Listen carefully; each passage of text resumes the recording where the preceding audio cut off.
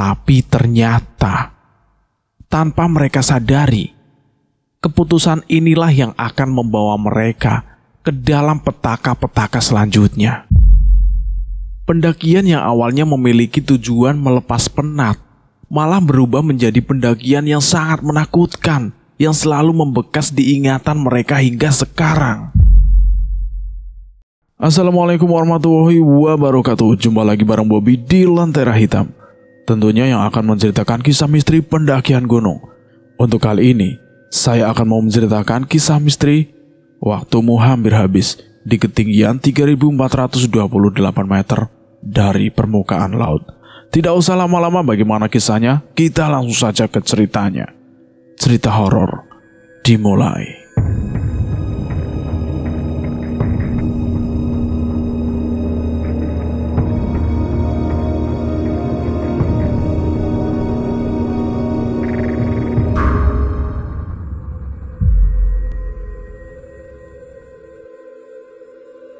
Sebuah perjalanan menebas alas gunung yang memiliki ketinggian 3428 mdpl. Lekaskah turun atau kalian akan tinggal di sini selamanya? Cerita ini berawal dari seorang pemuda yang bernama Aryo Pamungkas, atau kerap dipanggil Aryo. Aryo itu adalah seorang pemuda perantauan di Jakarta. Ia berasal dari salah satu desa di Kabupaten Batang. Seperti kebanyakan pemuda di daerahnya, ia datang jauh-jauh ke ibu kota untuk memperbaiki garis hidupnya dan keluarganya. Karena kebosanannya dengan hidupnya yang begitu-begitu saja, membuat Aryo ingin kembali lagi ke hobi lamanya yang sudah lama diistirahatkan akibat padatnya jadwal pekerjaan. Ya, aktivitas yang diinginkannya adalah mendaki gunung. Bisa jadi ini adalah upaya pelariannya dari aktivitas sebelumnya. Tapi siapa sangka, pendakian yang awalnya hanya Aryo gunakan sebagai pelarian dan melepas penat, ini malah bisa jadi menemukan berbagai kengerian di dalamnya. Aryo adalah anak pertama dari 3 bersaudara. Ia harus menghidupi kedua adiknya yang masih menempuh pendidikan, karena bapaknya yang sudah lama meninggal dan ibunya hanya berdagang sayur di depan rumah. Ditambah lagi, belum lama Aryo putus hubungan dengan kekasihnya yang sudah berhubungan selama 2 tahun. Ya, sudah jatuh tertimpa tangga. Di depan kontrakannya, ditemani secangkir kopi dengan sebatang rokok, membuat Aryo semakin hanyut dalam pikirannya sendiri. Kenapa ya? Banyak sekali masalah hidupku ini. Dia bertanya sendiri sambil mengepulkan asap dari mulutnya. Seakan setiap asap rokok yang dikeluarkannya itu berisi segala masalah dan kegundahan yang dialaminya selama ini. Batang demi batang ia habiskan, hingga kopinya pun habis tersisa ampasnya saja. Jam sudah menunjukkan pukul 11 malam. Aryo merebahkan badan kecilnya itu di kasur di sudut kontrakannya. Besok ia mesti kerja pagi-pagi. Ya, begitulah kehidupannya yang masih bujangan itu. Kring kring kring kring kring, suara alarm berbunyi. Jam sudah menunjukkan jam 6.30. Aryo masih nyaman dalam tidur lelapnya. Entah sampai bunyi keberapa, matanya tiba-tiba terbuka melihat jam yang sudah menunjukkan pukul jam 7. Bajingan, kesiangan ini, ucapnya kesal. Aryo yang masih setengah sadar berlari ke kamar mandi untuk langsung bersiap-siap. Karena sebelum jam 8 pagi, ia harus sampai di tempat kerjanya. Jarak kontrakannya ke kantornya tidak terlalu jauh. Yang membuat lama itu adalah jalan macetnya di ibu kota yang semakin parah seiring bertambahnya waktu. Dengan tergesa-gesa, rambut yang semrawut dan penampilan ala kadarnya itu, Aryo menyusuri jalan pagi itu. Beruntung jam 7.57 menit Aryo sudah sampai di kantornya. Artinya ia masih belum terlambat hari itu. Seperti biasa, saat ia sampai, di mejanya sudah tersaji segelas kopi hangat yang selalu disiapkan oleh office boy yang bernama Pak Yayan. Banyak dokumen-dokumen yang mesti diselesaikan saat itu. Weh, yuk, Lu kenapa sih? Gak semangat banget kayaknya, ucap si Yudi rekan kerjanya yang mejanya saling berhadapan. Ngantuk gue Di, jawab Aryo sambil menguap. Halah yo, hidup lo gini-gini aja sih.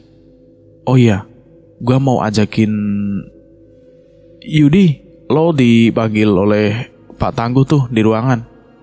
Belum sampai Yudi mengucapkan kata-kata itu kepada si Aryo, ya Yudi sudah dipanggil oleh atasannya. Bentar yuk, nanti gue lanjut lagi, ucap si Yudi lagi. Di kantor, Yudi memang teman yang paling dekat dengan Aryo. Selain karena mejanya yang berdekatan, Yudi yang sering membantu tatkala Aryo mengalami kesulitan. Yudi adalah pemuda sebaya Aryo yang tinggal tidak jauh dari kantor. Ia hidup dan berasal dari kota ini. Aryo pun juga sering menyambangi rumahnya untuk sekedar ngopi atau ngobrol mengenai hal-hal banyak. Saat hampir jam 4 sore, Yudi baru keluar. Capek gue yuk, diajakin muter-muter sama ketemu klien. Ngopi di tempat Pak Yusuf dulu yuk nanti. Oke, jawab si Aryo. Jam pulang pun tiba. Mereka berdua menuju kedai Pak Yusuf di mana mereka biasanya ngopi di sana. Kopi hitam panas, gulanya sedikit saja. Saya es susu Pak, pesan mereka berdua. Lah Di, ngajakin ngopi sampai di sini lo pesennya es susu. Jempol lo ya. Haha, pengen minum yang seger-seger gua yuk. Panas banget tadi keluar kantor siang bolong gitu, jawab si Yudi sambil tertawa. Lo tadi mau ngajakin gua kemana Di? Tanya si Aryo. Oh iya, sampai gua lupa. Muncak yuk. Kita cuti bulan depan. Kan Jumat tanggal merah. Itu Senin, Selasa, Rabu, Kamis. Atau Kamisnya dan Seninnya kita cuti. Wajah Aryo nampak biasa saja di situ. Yudi semakin merayu dan meyakinkan si Aryo. Gak pingin apa lo naik gunung lagi? Udah lama kan lo gak naik gunung lagi? Kangen gue, pengen masak mie instan sambil ngopi di puncak, ujar Yudi sambil merayu si Aryo. Emangnya lo mau muncak kemana? Tanya si Aryo. Di situ Yudi berpikir, kita ke Selamat aja yuk, tanya si Aryo. Nah, boleh tuh. Gue udah lama pengen kesana belum kesampaian, ucap si Yudi kepada Aryo. Yudi beranjak. Ia menuju kalender bergambar logo partai di kedai Pak Yusuf itu yang tak jauh dari tempatnya duduk. Nah ini yuk, ini kan hari libur nih. Ditunjukkanlah tanggal yang menunjukkan hari Jumat sampai Minggu. Yudi terlihat semangat sekali menjelaskannya. Tampak raut mukanya yang memang rindu dengan dekapan gunung. Buset dah, 5 hari dong kita cuti. Lama banget, tanya si Aryo. Alah, kayak anak baru muncak aja loh. Kan gini, rencana gue 1 hari buat perjalanan, di gunungnya 3 hari. 3 hari udah paling lama. Ya kalau ada tenaga dan nyukup 2 hari, kita 2 hari. Sisanya buat istirahat dulu di rumah, biar santai kita, ucap si Yudi kepada si Aryo. Kita cuti bareng emangnya bisa? Tanya si Aryo. Bisa lah, kan kita beda divisi bos. Meja kita doang yang bersebelahan. Santailah yuk, gampang itu mah. Yang penting sekarang kita kelarin dulu semua kerjaan kita, biar gampang pas tinggal cuti. Di situ Aryo diam dan berpikir. Dalam hati ia memang memiliki kerinduan dengan gunung dan segala ceritanya. Malah diem aja lo, sok mikir lo yuk. Oke deh. Kapan ngajuin cutinya? Senin depan lah. Masa sekarang? Jawab si Yudi. Setelah sepakat, mereka kembali ke rumahnya masing-masing. Yudi ke rumahnya sendiri dan Aryo ke kontrakan kecil itu, di mana ia banyak mempertaruhkan hidupnya di sana. Di kontrakan, sambil merebahkan tubuhnya, Aryo memperhatikan carrier kesayangannya menggantung di salah satu sisi tembok kontrakannya. Tas gunung yang dulu setia menemani perjalanannya dari satu gunung ke gunung yang lainnya itu dipandanginya oleh si Aryo. Sebentar lagi kamu kupakai lagi, sabar ya. Begitu kira-kira ucap Aryo dari dalam hati, sebelum akhirnya malam memulat kehidupannya. Hari-hari berikutnya, Aryo jalani seperti biasa.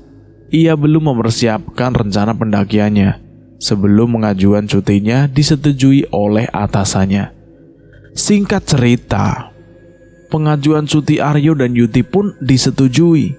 Mereka berdua cuti di hari Kamis dan Senin, sehari sebelum dan sesudah tanggal merah. Jaraknya 3 minggu dari tanggal keberangkatan mereka.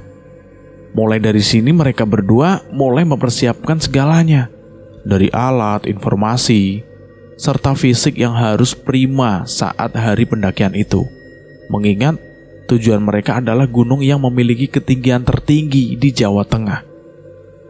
Setiap minggu sepulangnya dari kantor, paling tidak 2 atau 3 kali, Aryo dan Yudi pemanasan mempersiapkan fisiknya.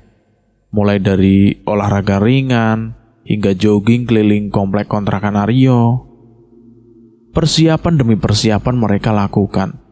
Hingga 2 hari menjelang keberangkatan, Aryo yang tengah santai di depan kontrakannya sambil scrolling Facebook, melihat postingan seorang bernama Rahmat di grup yang ia ikuti.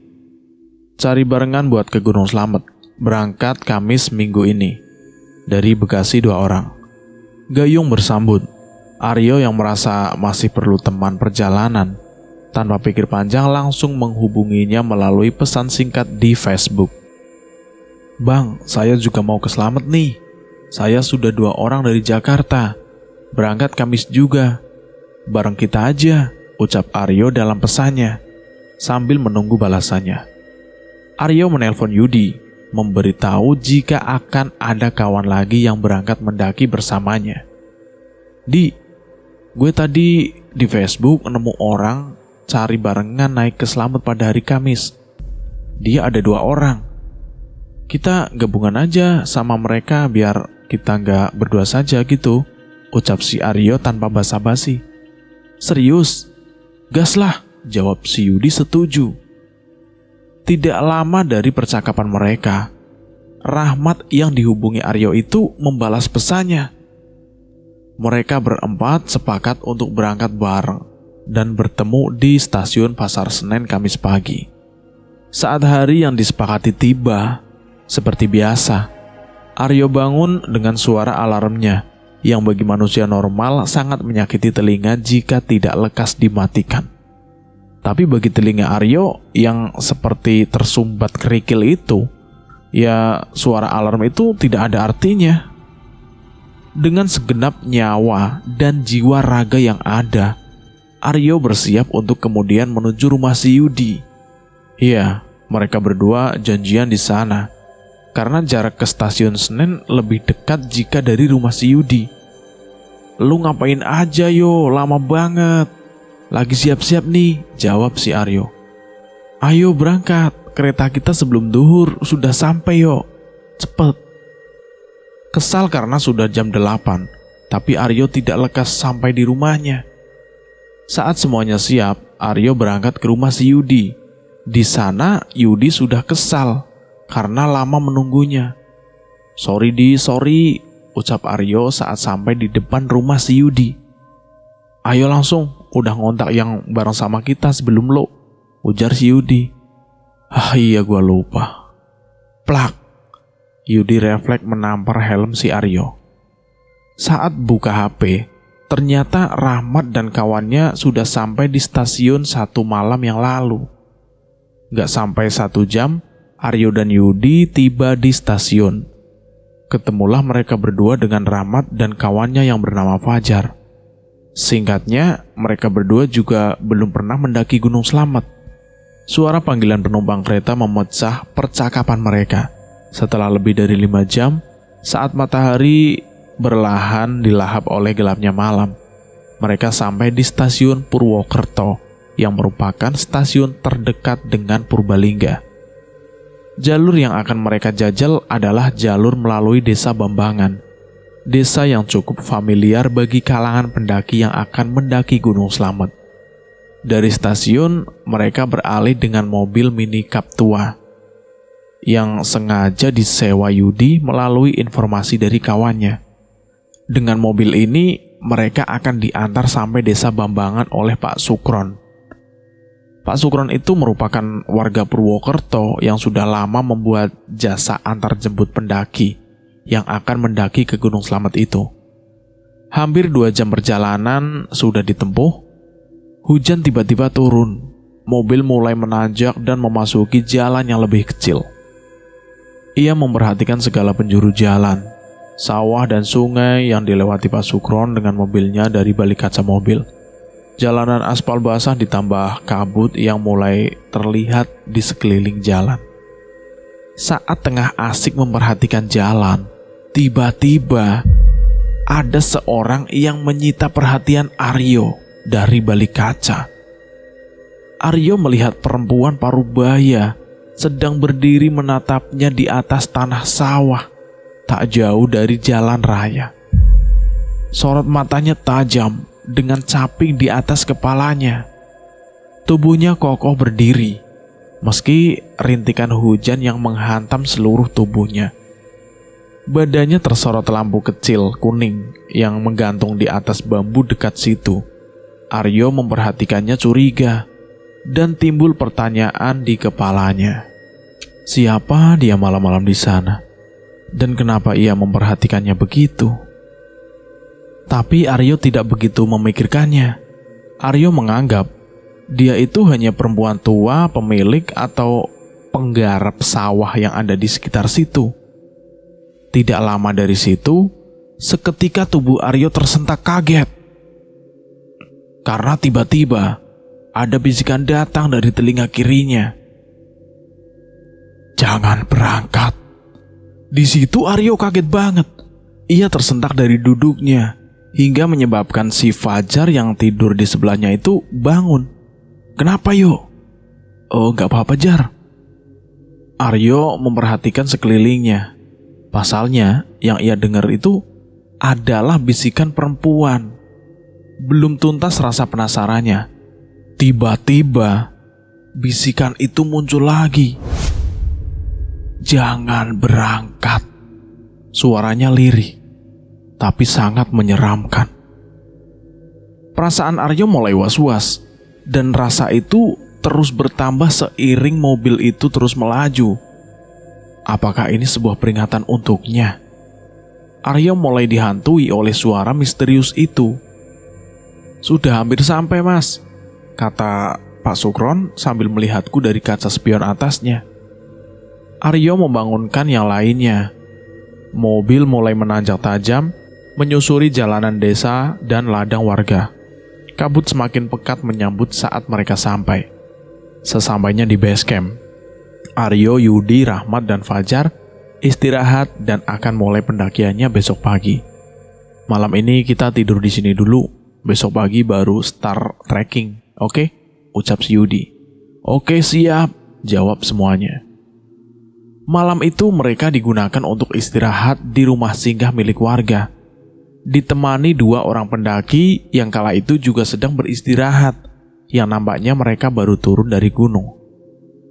Di atas tikar berselimut sleeping bag serta ditemani dinginnya udara lereng gunung. Dan ditambah di situ kabut yang terus menyertai membuat dingin semakin setia menemani. Yudi, Rahmat langsung hilang di telan malam, menyisakan Fajar dan Aryo yang masih terjaga. Aryo pun mengikuti. Ia ingin segera tidur, tapi di sini Aryo menemukan kejanggalan lagi. Pasalnya, hawa dingin yang menyelimuti badannya kini tiba-tiba berubah menjadi hangat. Lantas, membuat badannya yang berselimut sleeping bag itu perlahan gerah dan berkeringat.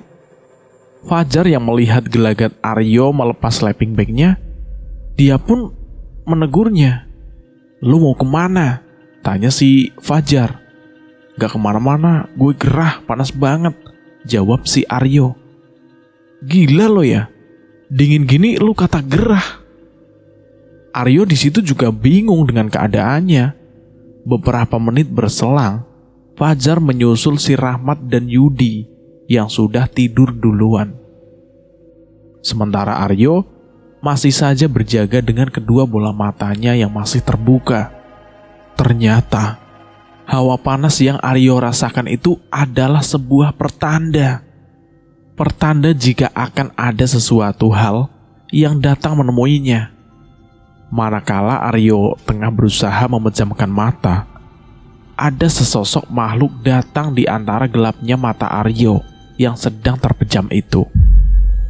Makhluk itu tidakkah asing baginya? Iya, ternyata dia adalah sesosok perempuan parubaya yang ia lihat tadi di perjalanan. Ia muncul lagi tepat di depannya. Tapi yang ia lihat kali ini itu berbeda dengan sebelumnya. Kali ini dia nampak lebih dekat, jelas dan menyeramkan. Aryo membuka matanya. Dia hilang. Aryo memejamkan matanya lagi. Perempuan itu datang lagi. Ya, aneh memang. Perempuan itu seperti sudah masuk pikiran Aryo yang entah dari mana asalnya. Aryo semakin panas. Keringatnya pun mulai bercucuran dari balik bajunya. Aryo mencoba memejamkan matanya lebih lama. Ia sedikit berani menunggu apa yang sebenarnya yang ingin perempuan itu lakukan atau sampaikan kepadanya. Dan benar, ia datang lagi dengan wujud yang menyeramkan. Kelihatan matanya hitam dengan rambut putih kumal yang terurai hingga bahunya. Wajahnya keriput, menandakan jika ia adalah perempuan renta yang sudah hidup sangat lama yang entah di mana alamnya. Ia mengenakan balutan kain hitam dan jarik di bawahnya. Aryo memperhatikannya dengan rasa takut yang kian lama kian memuncak. Sayup-sayup keluar suara dari mulutnya sambil tersenyum menyeringai. Senyumannya itu menakutkan, jauh dari kesan elok dan manis. Beda jauh dengan senyuman Anya Geraldine yang mampu membuat siapa saja yang menatapnya tiba-tiba mematung tak bergerak. Di antara senyuman yang seram, muncul suara dari dalam mulutnya. Sugeng Rawuh. Sugeng Rawuh itu kalau di bahasa Indonesia kan selamat datang. Setelah mengucapkan itu, ia menghilang dalam sekejap. Aryo membuka matanya. Jantungnya seakan berdegup. Tubuhnya berkeringat. Ia duduk sambil menghela nafas dan melihat sekelilingnya. Di situ tidak ada yang aneh. Namun suhu udara yang ia rasa itu panas dari tadi.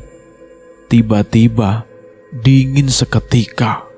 Aryo merasa jika kedatangannya itu telah disambut dengan makhluk yang ia sendiri tidak tahu dari mana asalnya. Bagi Aryo, hal mistis bukanlah hal yang baru baginya. Karena dulu ini ya, singkatnya, ia pernah kerasukan saat tengah berkemah di sekolahannya. Dan yang merasukinya itu terus mengikutinya hingga berminggu-minggu lamanya. Hal itu membuat Aryo peka terhadap keberadaan mereka yang tak kasat mata hingga sekarang. Singkat cerita, paginya, setelah mempersiapkan segala sesuatunya, termasuk simaksi dan logistik pendakian, mereka berempat pun mulai pendakian. Pendakian yang awalnya memiliki tujuan melepas penat dari padatnya hiuk-riuk dan bisingnya perkotaan, malah berubah menjadi pendakian yang menakutkan, yang selalu membekas di ingatan mereka hingga sekarang.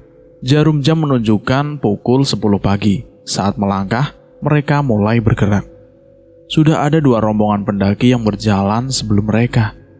Kala itu mereka, karena kebetulan atau karena apa ya, pendakian tidak seramai biasanya. Bismillahirrahmanirrahim. Perjalanan dimulai. Selamat datang Gunung Slamet, kami datang. Petualangan Aryo dengan 3 temannya, Yudi, Rahmat, dan Fajar berlanjut. Kicau burung, terik matahari, dan hembusan angin menyambut kedatangan mereka berempat. Di awal perjalanan ini, Rahmat paling depan, disambung Fajar, Yudi, dan Aryo berada di paling belakang. Jalanan yang masih landai di awal pendakian, Ladang penduduk yang masih asri pun tak luput dari pandangan mereka. Sesekali Aryo memperhatikan gadis-gadis desa Tulen yang sedang ikut berkebun orang tuanya. Wajahnya lugu dan masih bersih dari hiasan make up membuat Aryo kagum memandanginya. "Cantik banget ya," ucap si Aryo pelan. Salah satu di antara gadis itu tersenyum melihat Aryo. Nampaknya ia menyadari jika ada yang memperhatikannya. Aryo salah tingkah melihatnya. "Hati-hati mas," ucap gadis itu. "Iya mbak," jawab si Aryo sambil tersenyum lebar di wajahnya. Keramahan warga lereng gunung memang tidak ada duanya. 2 jam berjalan mereka tempuh dengan lancar. Sampai akhirnya, sayup-sayup Aryo mendengar suara alunan gamelan yang entah dari mana asalnya. Saat itu ia menganggap jika suara gamelan itu berasal dari perkampungan warga di bawah. Namun, lambat laun suara itu semakin jelas, seiring langkahnya yang kian naik. Sambil menatap perjalanan, Aryo mulai memperhatikan dan menelisik di setiap sisi hutan yang bisa ia lihat. Aryo melihat ketiga temannya di depan. Sepertinya mereka tidak mendengarnya. "Di bawah lagi ada acara ya?" tanya si Rahmat. Dek, dek, dek. Aryo terkejut dengan pertanyaannya. Ternyata Rahmat juga mendengarnya. "Acara apaan?" tanya si Yudi. "Nikahan mungkin, denger aja itu suaranya." "Suara apa, Mat?" tanya si Fajar. "Gamelan, emangnya kalian gak dengar?" Langkah Fajar dan Yudi tiba-tiba berhenti. "Serius lo, Mat?" tanya si Yudi penasaran. Di situ Fajar nampak kebingungan. "Lu dengar kan?" tanya Rahmat kepada si Aryo. "Iya, lagi ada acara di bawah kayaknya. Udah jalan aja terus. Nanti kita break sambil ngemil di pos depan," ujar si Aryo menenangkan teman-temannya. Awalnya yang saling cakap, tiba-tiba di situ hening. Terlihat raut wajah si Yudi dan si Fajar nampak kebingungan karena ucapan Rahmat. Jalan terjal yang berliku menyambut langkah mereka hingga sampailah di tanah sedikit lapang yang cukup untuk beristirahat. Suara alunan gamelan itu masih terdengar di telinga Aryo. Suaranya kenceng, seperti sedang ada pagelaran seni di sekitaran sini. Aryo melihat Rahmat dan memberi syarat kepadanya. Rahmat yang menyadarinya pun hanya diam dan berusaha memalingkan perhatiannya dari suara itu.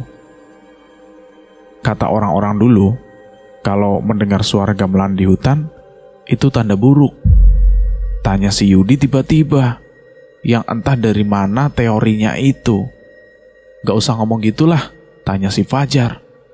Sambil menghisap seputung rokok yang baru dibakarnya, Aryo mencoba membersihkan segala pikiran negatifnya tentang temuan-temuannya di awal perjalanannya ini. Setelah istirahat, mereka kembali melanjutkan perjalanan. Kali ini kabut mulai merangkak naik ke bawah dan menghalangi penglihatan. Tidak lama dari tempat istirahat, ternyata pos 2 sudah dekat. "Lanjut ya bang, baru jalan bentar kok," ucap si Rahmat. Semuanya mengiyakan. Alunan gamelan yang terus menyertai yang hanya didengar oleh Aryo dan Rahmat. Tiba-tiba bau wangi datang bersamaan dengan angin yang tiba-tiba muncul. Kali ini semuanya menyadari. "Harum, bau parfum siapa ini ya?" tanya si Fajar. "Iya, gue juga nyium baunya," ucap Yudi. "Ada pendaki lain kali di depan," ujar Yudi lagi. "Ya udah, jalan lagi aja. Nanti juga ketemu pemilik bau wangi ini," ucap si Aryo sambil mengajak berjalan lagi. Kabut tebal membuat mereka berempat sulit bernavigasi, apalagi mencari siapa pemilik bau wangi tadi. Rahmat yang memimpin perjalanan tidak menghentikan langkahnya. Kabut tebal benar-benar menyulitkan pandangan mereka.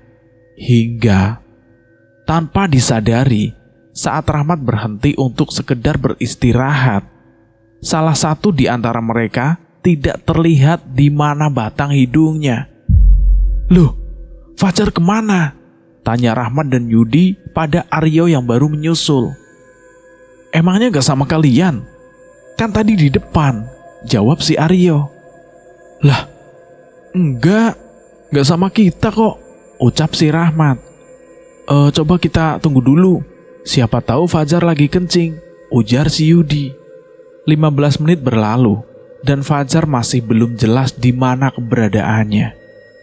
Tubuh Rahmat, Fajar, dan Aryo semakin dingin karena terlalu lama terdiam diri di antara kabut yang pekat ini. "Di mana dah tuh anak?" Rahmat mulai gugup.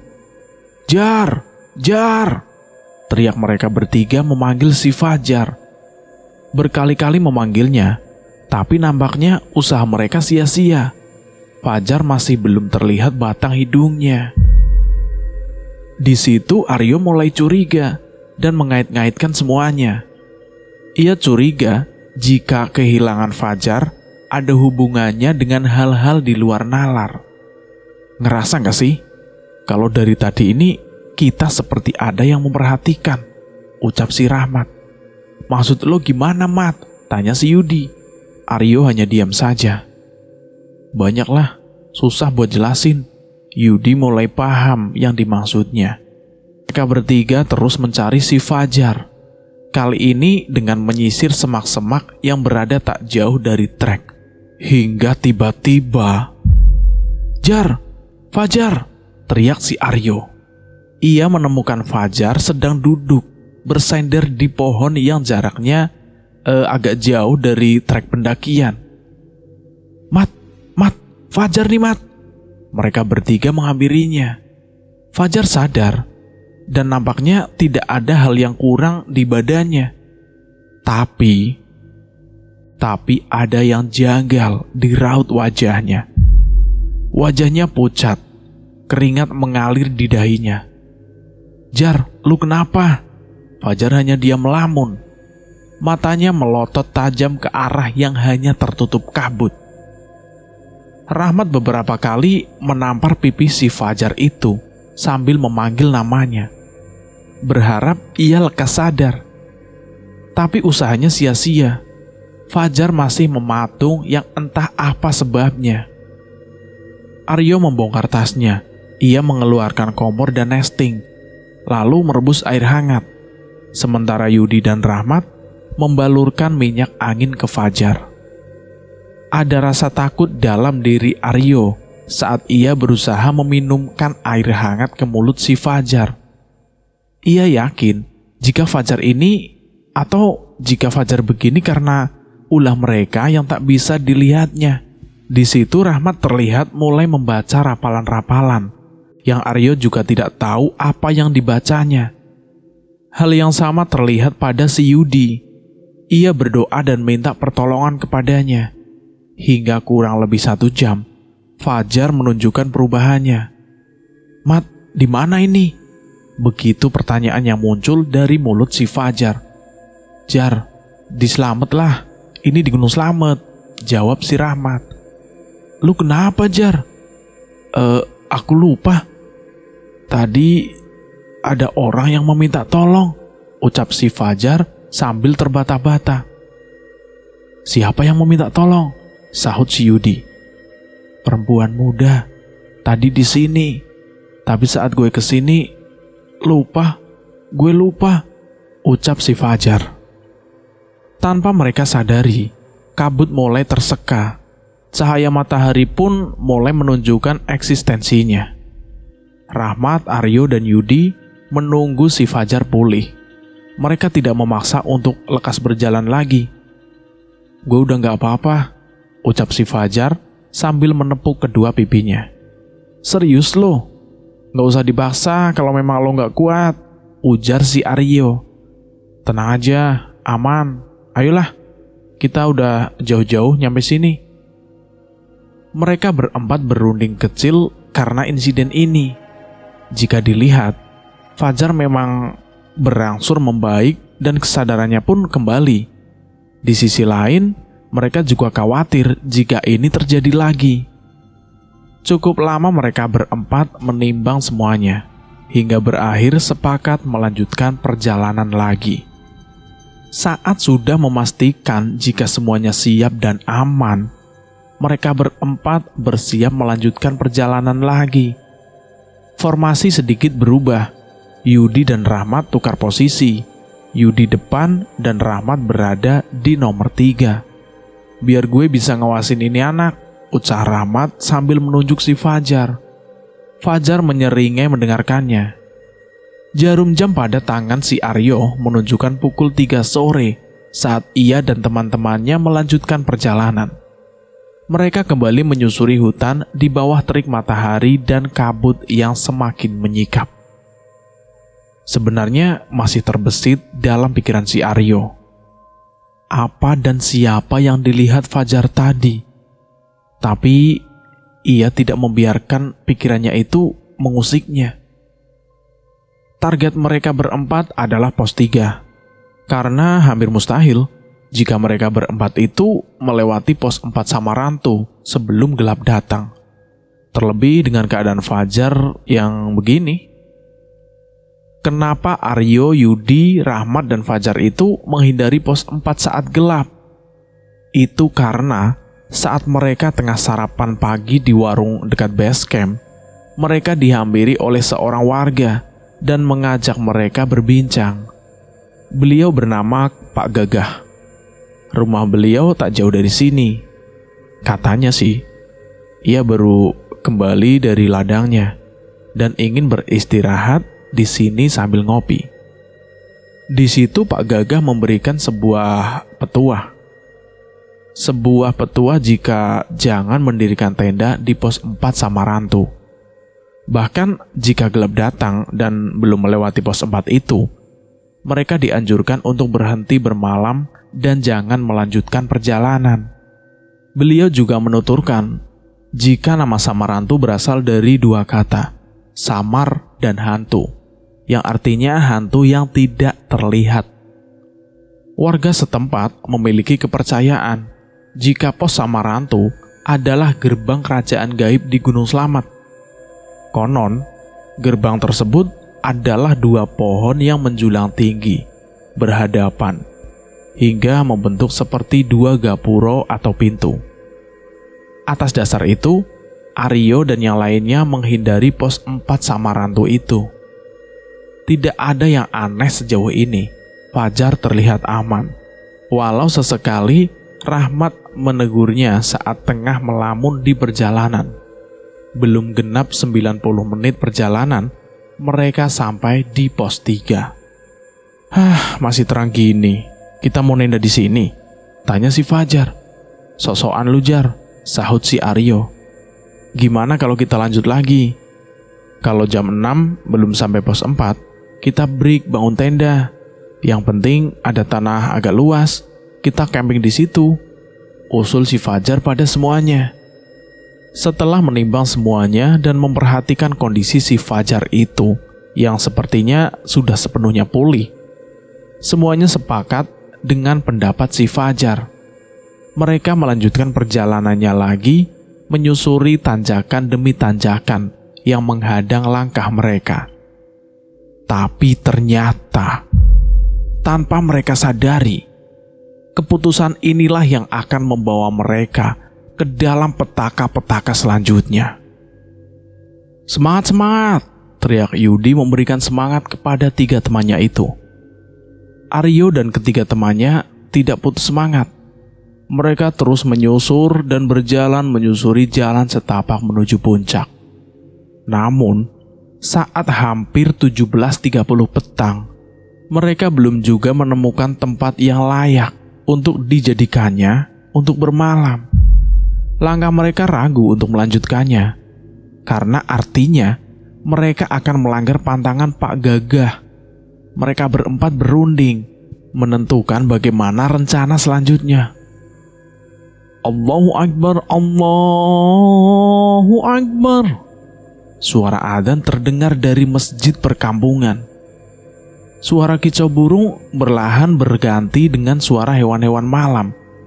Gemuruh angin yang menyambar ranting daun-daun pepohonan itu menambah kesan mistik bagi mereka yang mendengarnya. Allahu Akbar, Allahu Akbar. Suara adzan terdengar dari masjid perkampungan. Suara kicau burung perlahan berganti dengan suara hewan-hewan malam. Gemuruh angin yang menyambar ranting dan daun-daun pepohonan menambah kesan mistik bagi mereka yang mendengarnya. Suara yang awalnya tenang berkat cahaya matahari kini menjadi gelap, sangat gelap, seperti gelapnya moral para koruptor di negara ini. Gimana nih, kita lanjut gak? Ucap si Rahmat. Bismillah, bismillah, yuk. Jangan putus memanjatkan doa, kata si Aryo, dan mereka melanjutkan langkahnya. Dan di sini, Rahmat itu kembali mengambil alih. Ia berada di depan sebagai leader perjalanan, diikuti oleh 3 temannya di belakang. Jar, aman kan? Tanya si Aryo. Aman, tenang, jawab si Fajar. Tiba-tiba, langkah Rahmat melambat. Langkahnya tergopoh-gopoh, sangat kelelahan. Lu kenapa, Mat? Tanya si Fajar. Gak, capek aja, jawabnya. Semuanya terlihat aman, hingga tiba-tiba Aryo melihat hal aneh pada Rahmat.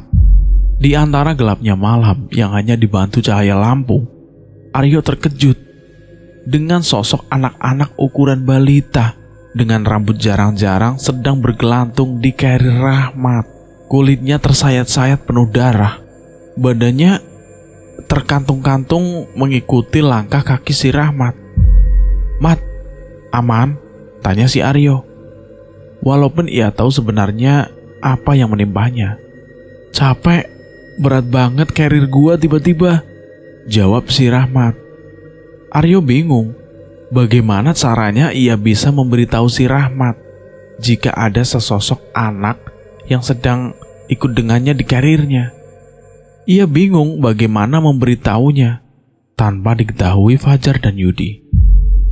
Aryo memiliki pikiran, ia ingin melemparnya. Aryo mengambil ranting kayu yang ia temukan di dekatnya itu, kemudian dilemparnya ke arah sosok anak-anak itu. Plak! Lu napa sih yo? Tegur si Yudi yang mengetahui Aryo melempar Rahmat. Aryo melemparnya beberapa kali di situ. Bukannya terusir, yang ada Rahmat malah emosi kepadanya. Kenapa sih yo? Tanya si Rahmat kesal. Gak apa-apa, gue iseng aja, jawab si Aryo sambil tertawa kecil. Tapi yang terjadi malah membuat si Aryo takut. Sosok anak-anak tersebut menoleh ke arahnya. Di situ Aryo takut, bulu kudunya meremang seketika. Pasalnya, walau badannya seperti anak-anak, tapi wajahnya terlihat tua. Ia menyeringai dengan darah yang mengalir dari mulutnya. Aryo tidak asing dengan makhluk yang ia lihat dengan mata kepalanya ini. Tapi itu siapa ya? Makhluk apa ya? Aryo berusaha mengingatnya. Hobbit. Iya, tidak salah lagi. Bentuk dan wajahnya mirip Hobbit, makhluk kerdil yang ada di film Harry Potter itu. Bingung dan takut berkecamuk jadi satu dalam benak si Aryo. Tidak berhenti di situ. Aryo baru saja menyadari jika sosok yang sama terlihat datang lebih banyak lagi, mengikuti perjalanannya di kanan dan kiri jalan. Bahkan beberapa makhluk itu mengganggu langkah kaki si Yudi. Beberapa kali ia menyebabkan Yudi tersandung.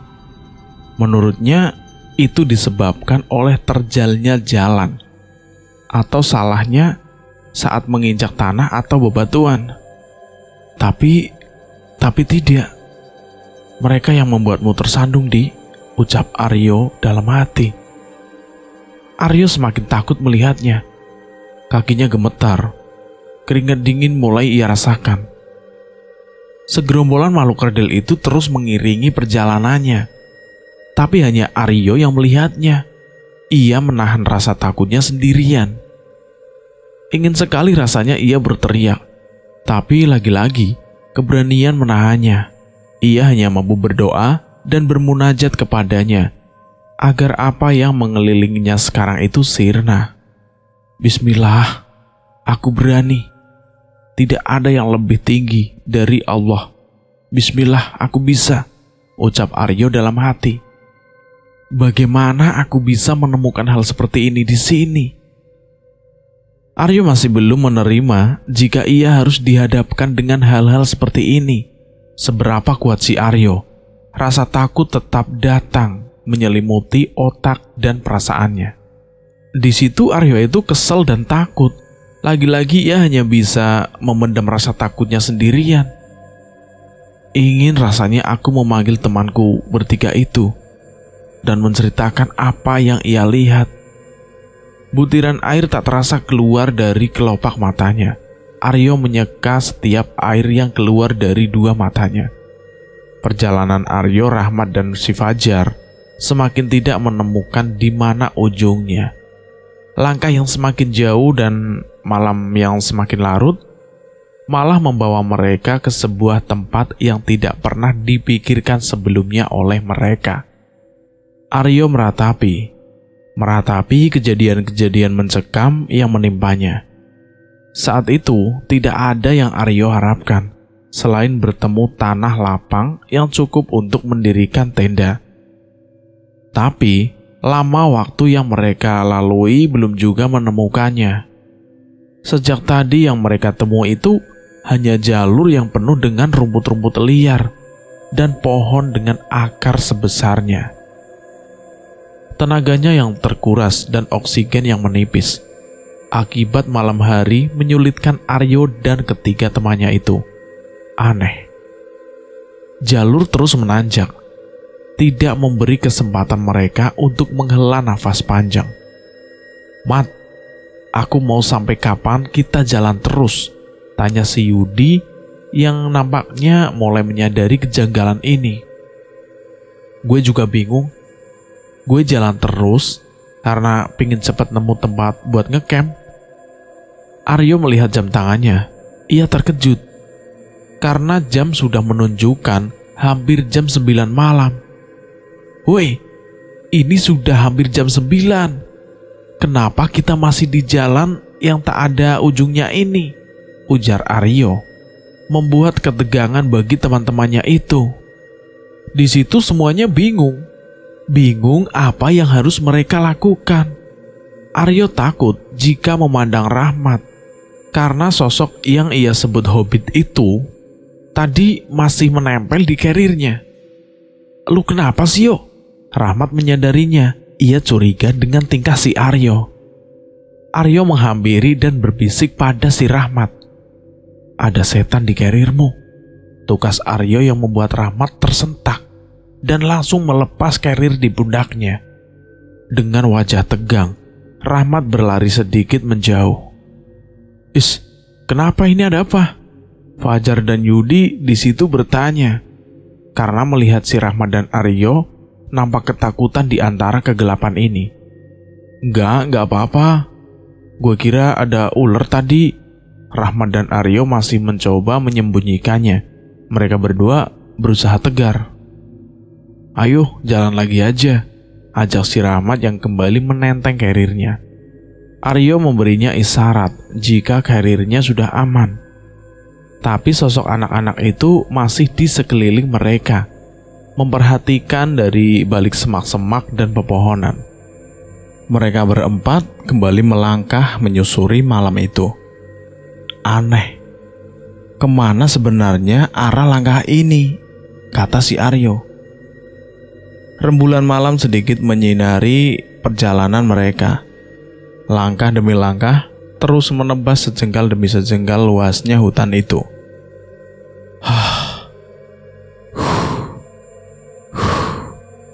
Suara nafas mereka berempat bergantian, bersautan mengiringi perjalanan. Masing-masing di antara mereka terlihat semakin kelelahan. Beberapa kali Rahmat menghentikan langkahnya untuk sekedar menghela nafas panjang. Rahmat melihat wajah-wajah temannya, Tak sedikit pun senyum terlukis di antara wajah mereka. Sebenarnya kita lagi jalan kemana sih? Yudi bingung di situ. Gue gak tahu, jawab si Rahmat. Fajar mengambil plastik putih kosong di carriernya. Kemudian ia ikatkan di salah satu ranting yang ada di sekitarnya. Yang lain diam memperhatikannya. Sebagai tanda kalau kita nanti jalan lagi ketemu plastik putih ini. Itu tandanya kita hanya berputar-putar saja dari tadi, ujar si Fajar. Setelah lelahnya sedikit hilang, mereka kembali berjalan. Rahmat memperhatikan plastik putih yang diikat oleh si Fajar. Tapi, firasat si Fajar itu benar. Setelah 30 menit berjalan, mereka kembali menemukan plastik putih yang diikat oleh Fajar tadi. Kita coba jalan lagi, ajak si Rahmat. Lagi-lagi, mereka menemukan plastik itu lagi. Rahmat kembali mengajak berjalan lagi, dan kembali di tempat itu lagi. Jam berapa sekarang yuk? Tanya Fajar pada Aryo. Aryo melihat jam tangannya, karena di antara mereka berempat hanya Aryo yang mengenakan jam tangan. Tapi, jam gue mati, cetus si Aryo. Hah? Kok bisa yo? Gue juga gak ngerti. Di situ Aryo bingung. Jam tangannya mati tiba-tiba. Fajar berusaha merogoh HP di kantong celananya. Aduh, HP gue juga mati. Hal itu sontak membuat Rahmat dan Yudi juga mencari keberadaan HP-nya. Hal serupa juga menimpanya. Semua HP dan jam tangan milik Aryo mati tiba-tiba. Mereka mulai putus asa. Tubuhnya lelah karena berjam-jam terus dipaksa untuk berjalan. Tidak sepatah kata pun keluar dari mulut mereka. Semuanya diam. Tetapi kemalangan yang sedang menimpa mereka. Kemalangan segerombol pemuda yang tersesat di hutan belantara Gunung Slamet. Di tengah keseriusan, Aryo melihat kedip-kedip cahaya di kejauhan. Ia memastikannya berkali-kali. Takutnya yang ia lihat itu hanya fata morgana belaka. Tapi pandangannya tidak berubah. Ia yakin jika yang dilihatnya itu bukanlah fata morgana saja. Lihat gak? Itu banyak lampu, ujar si Aryo. Iya itu. Alhamdulillah, kita selamat. Semuanya melihat. Tandanya itu bukan fata morgana Aryo saja. Kayaknya ada yang ngecamp di situ deh, tambah si Aryo. Yuk kita jalan yuk, ajak Yudi kepada teman-temannya. Semangat kembali datang pada benak mereka berempat. Mereka bangkit dan berjalan ke arah kerlap-kerlip lampu itu. Dia mempercayai adalah cahaya dari segerombolan pendaki yang sedang bermalam. Rahmat mempercepat langkahnya. Yudi, Fajar, dan Aryo pun mengikutinya dari belakang. Mereka memaksa tubuhnya untuk bergerak lebih cepat, agar lekas bisa beristirahat. Awalnya, tidak ada keraguan dan penuh semangat tatkala mereka menghampirinya. Tapi, saat hampir sampai, yang mereka lihat itu justru membuat rasa semangatnya sirna tiba-tiba. Rasa takut yang tadi hilang pun seketika datang lagi. Semuanya saling melihat satu sama lain, seakan tidak percaya dengan apa yang mereka lihat. Pasalnya, yang ada di depannya itu bukanlah tenda-tenda atau perapian milik pendaki, melainkan sebuah perkampungan. Sebuah perkampungan lengkap dengan penduduknya. Rahmat seketika saja menghentikan langkahnya. Yang ia lihat bukan seperti yang ia bayangkan. Yang awalnya mereka kira adalah area camp, nyatanya adalah sebuah perkampungan dengan rumah-rumah dan penduduk yang lalu lalang di dalamnya. Pukul gue, cepat pukul gue, ucap si Rahmat. Ia berharap jika apa yang dilihatnya itu hanyalah halusinasi saja. Balik lagi yuk, bisik si Aryo pelan. Aryo membalikkan badannya, melangkah pelan-pelan menjauh, diikuti Fajar, Yudi, dan Rahmat.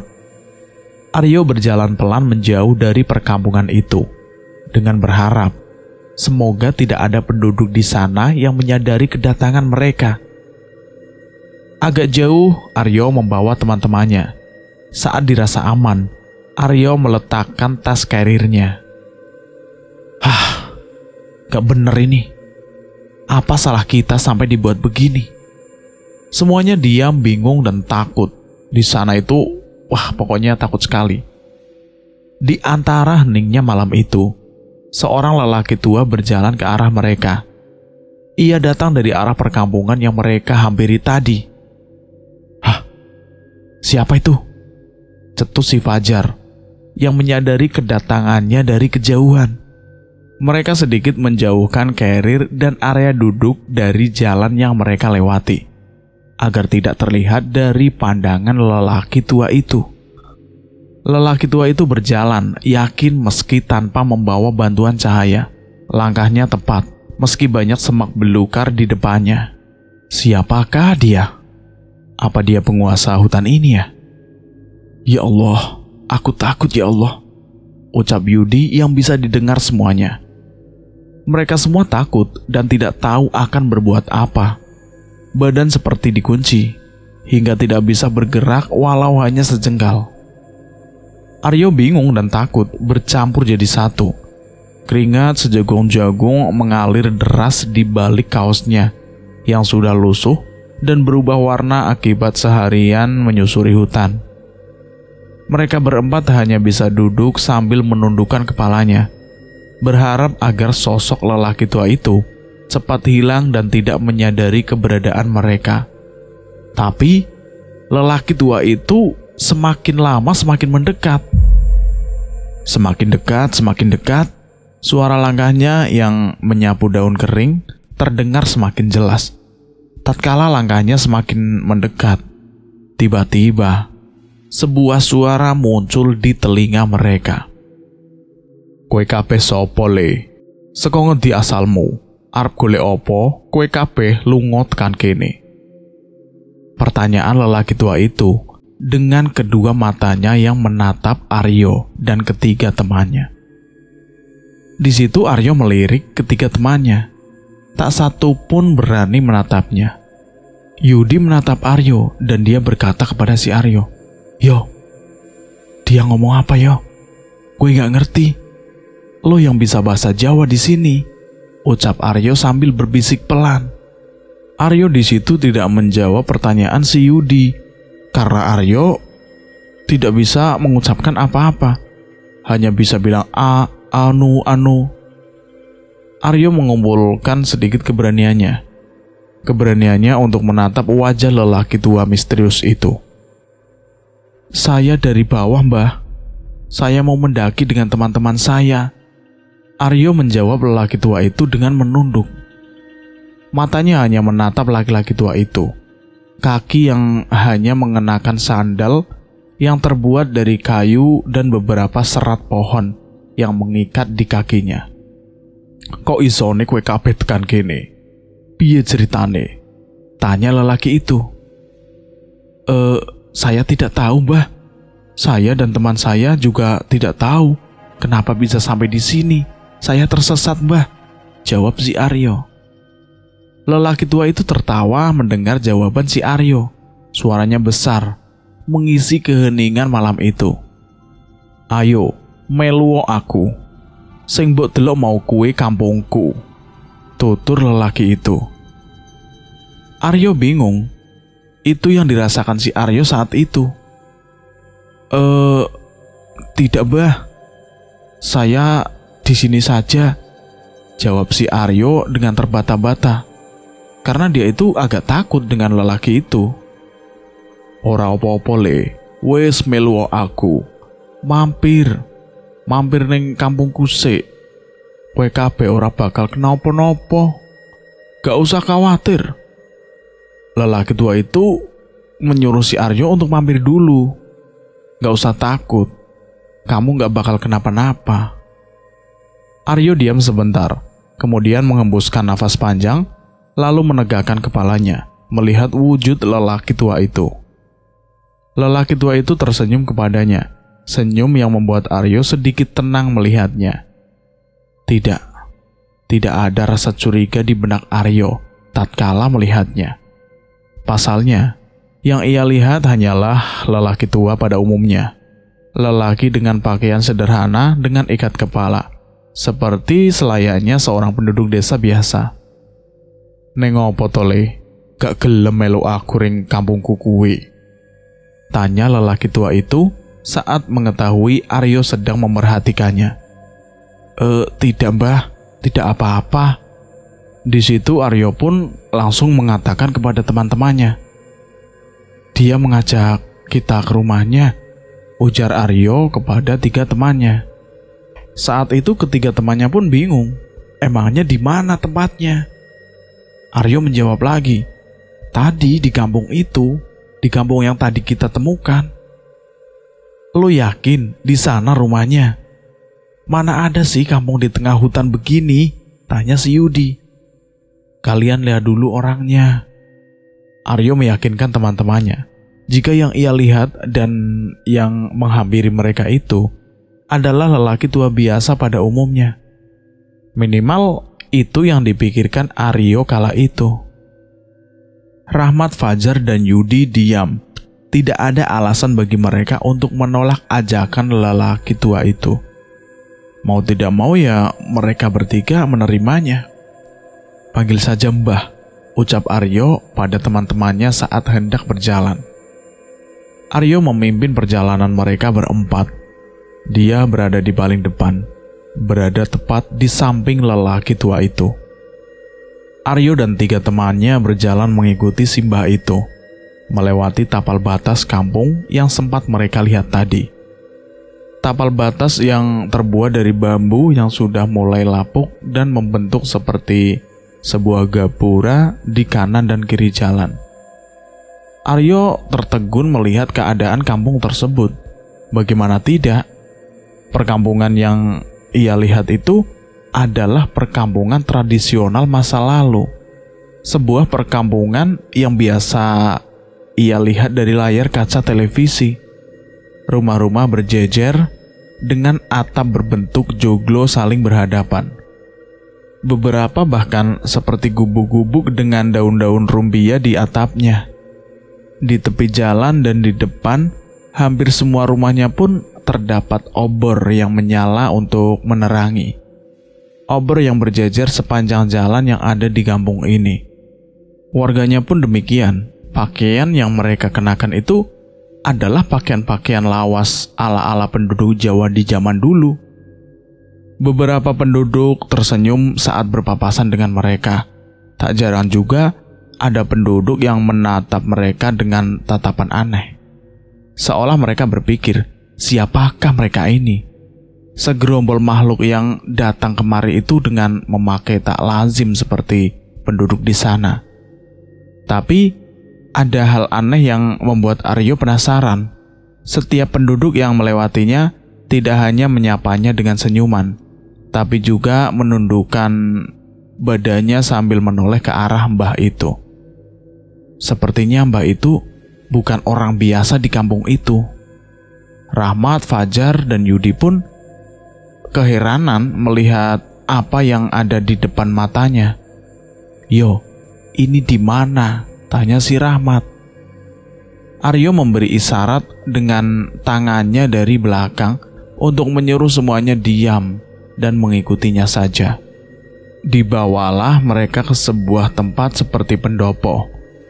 Nampaknya pendopo ini adalah tempat yang bisa dimanfaatkan penduduk di sana untuk acara-acara kampung gitu. "Monggo, podo lungguh sik.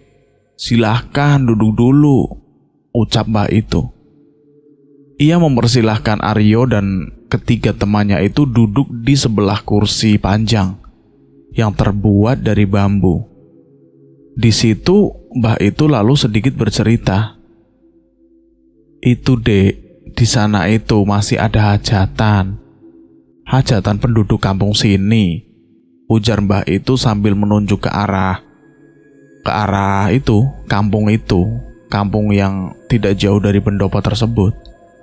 Jika digambarkan, acara hajatan tersebut adalah seperti acara pesta rakyat desa, yang mana ada sebuah panggung kecil, di mana di atasnya ada seperangkat gamelan dan beberapa penari yang sedang menari di atasnya. Tapi Aryo tidak asing dengan alunan musik gamelan yang ia dengarnya. Suara ini Aryo berusaha mengingat. Itu suara apa ya? Itu suara gamelan yang menyambut kedatangannya di awal pendakian tadi. Sama persis.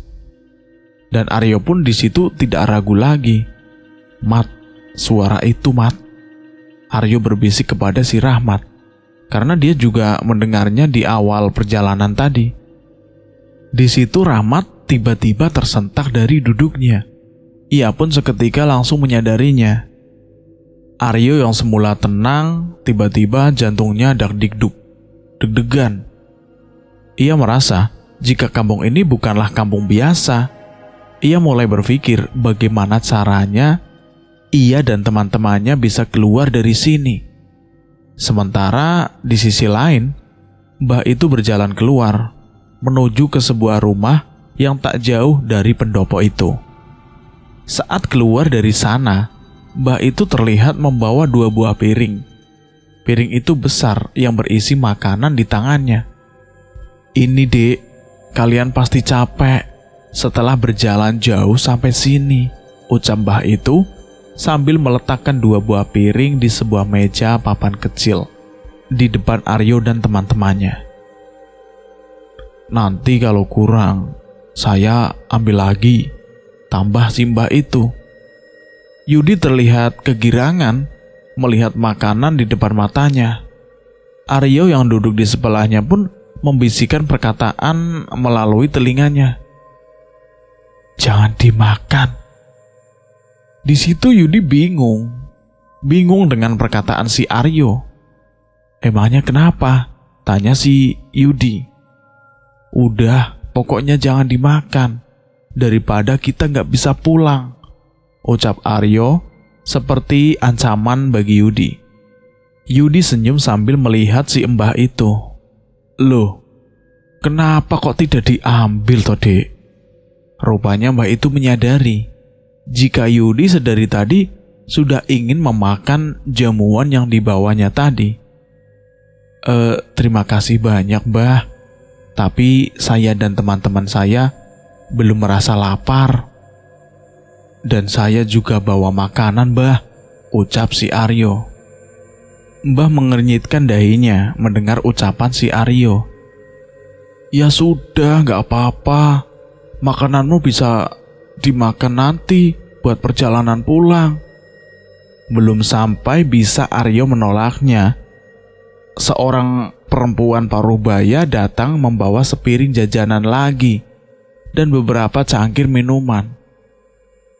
"Monggo mas, iki dipangan wae, iki ngombene.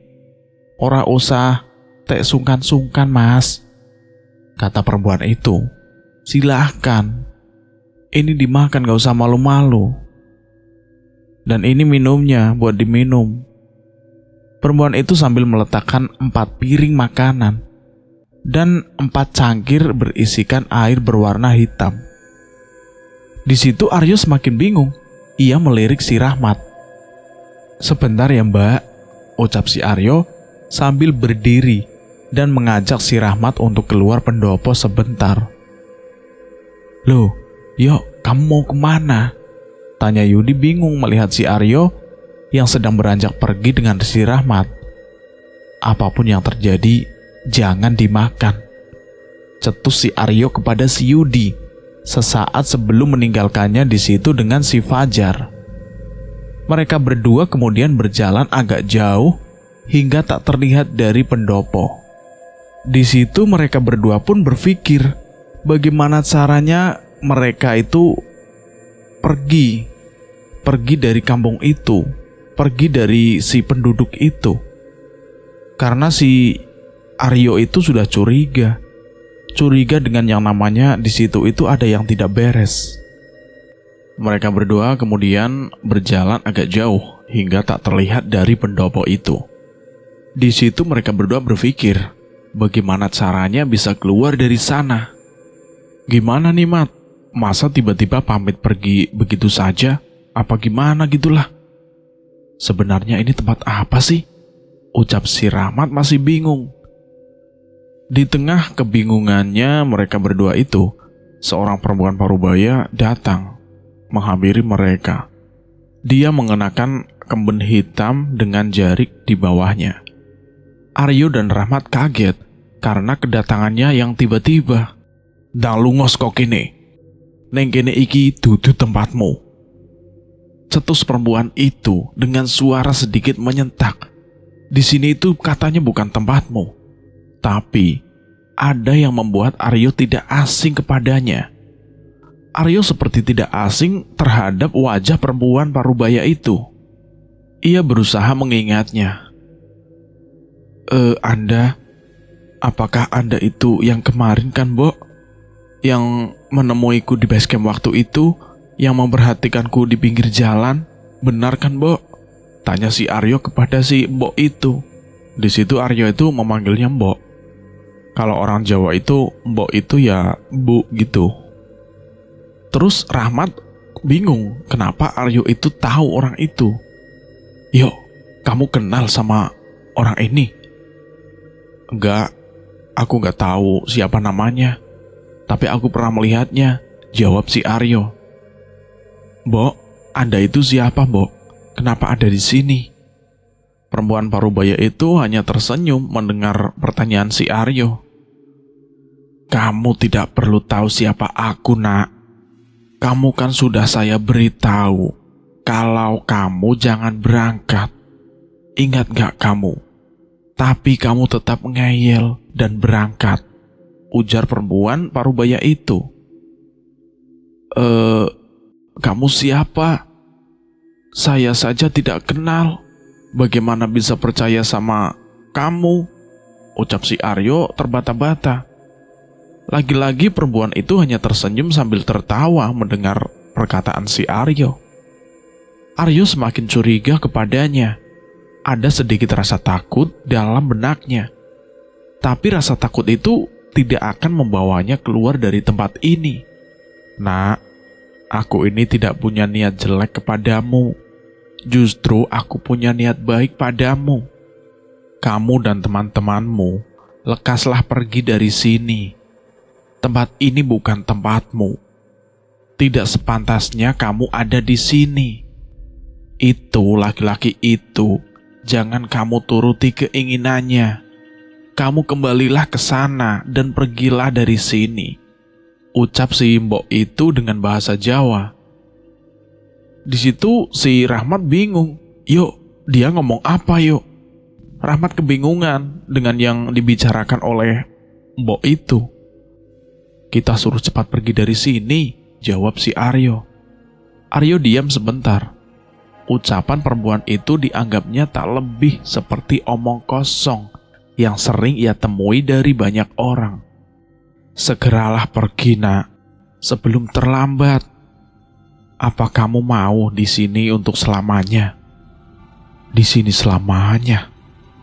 Ucapan perempuan itu kali ini membuat Aryo khawatir. Sebenarnya siapa orang ini? Aryo berpikir dalam hati. "Yo, ayo pergi dari sini yuk. Tempat ini gak aman buat kita," ujar si Rahmat. Benar kata Rahmat. Benar atau tidaknya ucapan perempuan itu, aku dengan yang lain memang harus cepat keluar dari sini. Kalau kamu mau keluar dari sini, lewat sana, sampai kamu ketemu 2 buah batu besar, tapal batas kampung ini. Jangan lewat jalan yang kamu lewati tadi saat datang ke sini, ujar perempuan itu sambil tangannya menunjuk arah jalan yang dimaksudnya. "Ya sudah, Mbok, saya pamit dulu," kata si Aryo. Perempuan itu tersenyum melihat Aryo dan Rahmat yang berjalan kembali ke arah pendopo. Di pendopo, Aryo mendapati Fajar dan Yudi tengah menggenggam salah satu makanan yang tersaji di meja. Plak! Aryo menepuk bahu kedua temannya itu. "Hei, ayo kita pulang," ucap Aryo pelan dan singkat. Tapi ucapannya itu ternyata didengar oleh si mbah laki-laki itu. "Mulih, kowe meh mulih ning ngendi to, Le?" "Ning kene wae." Katanya dia mau pulang kemana, di sini saja. "Tidak, Mbah. Saya dan teman-teman saya pulang saja." Mbah itu kemudian berjalan menghampiri si Aryo. Ia merangkul pundak Aryo. Aryo sedikit gemetar. Tangan Mbah dingin dirasakannya. Tidak, Mbah. Matur suwun, saya pulang saja." Aryo berpamitan pada si Mbah. Walau terlihat sinis, Aryo tidak mempedulikannya.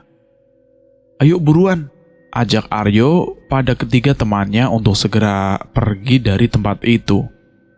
Tanpa pikir panjang, Aryo menenteng karirnya lagi. Dia dan tiga temannya berjalan keluar pendopo. "Mat, jalan kemana kita?" Aryo bertanya kepada Rahmat. "Tadi kata si Embok tadi gimana?" Di situ Rahmat juga bingung. Lalu Aryo berpikir sebentar, mengingat-ingat perkataan si Embok tadi padanya. Perkataan yang awalnya hanya dianggap omong kosong belaka, sekarang ia coba peruntungannya. "Kesana," ucap Rahmat sambil melangkahkan kakinya arah yang dimaksud mbok-mbok misterius tadi. Aryo langsung mengambil langkah terdepan sambil berkata, "Ikuti aku, jangan melangkah kemana-mana selain mengikuti aku." Hawa dingin masih terus menyertai mereka.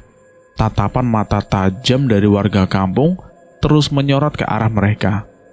Aryo dan yang lain hanya bisa menunduk sambil sedikit tersenyum tatkala berpapasan dengan warga kampung itu. Sampai tak terasa, langkah mereka tiba-tiba di sebuah batu besar yang berdiri kokoh saling berhadapan di ujung jalan kampung. Langkah Aryo terhenti.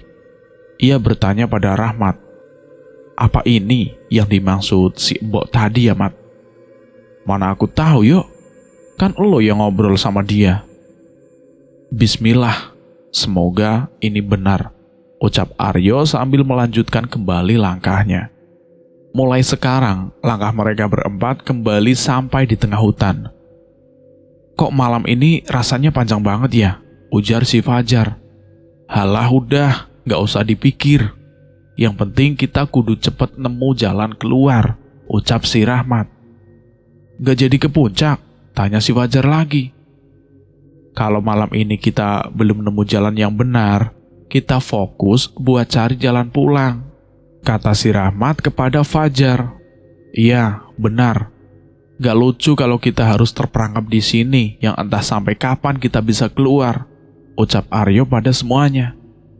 "Yang penting, kita itu bisa pulang dan selamat," tambah si Aryo. Jalan setapak yang tak begitu lebar masih terlihat jelas saat baru keluar tapal batas.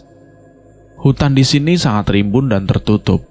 Mungkin jika hari sudah terang, cahaya matahari pun susah untuk masuk ke dalamnya. Belum lagi kabut yang sudah menyertai perjalanan mereka. Meski tak begitu tebal, tapi sudah cukup menyulitkan penglihatan Aryo yang bernavigasi paling depan.